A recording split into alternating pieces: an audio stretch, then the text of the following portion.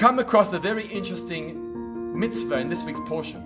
If you happen to bump into a nest with chicks or eggs inside, before taking them for your own benefit, make sure to send away the mother bird, out of sensitivity for the mother. Now the terminology here is interesting because it says, shaleach teshalach, you should surely send away.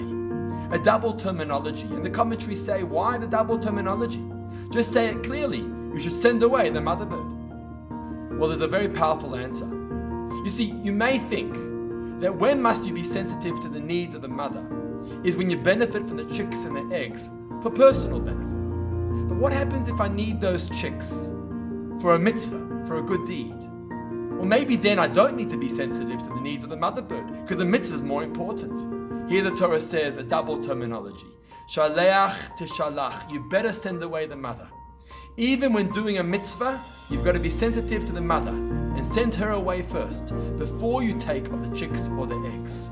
Such a powerful lesson, because we often think to ourselves that when we're involved in mitzvot or Judaism or Torah or fighting for morals and ethics and values in the community, we no longer have to be sensitive to the needs of others because I'm dealing with God's work.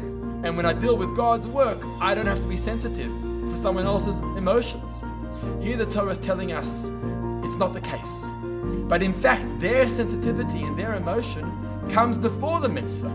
First, you have to worry about their emotional place, how they're feeling, how the mother's feeling, how the people around me are feeling. And then I can deal with the project, with God's mitzvah, with a good deed, with a campaign or the project.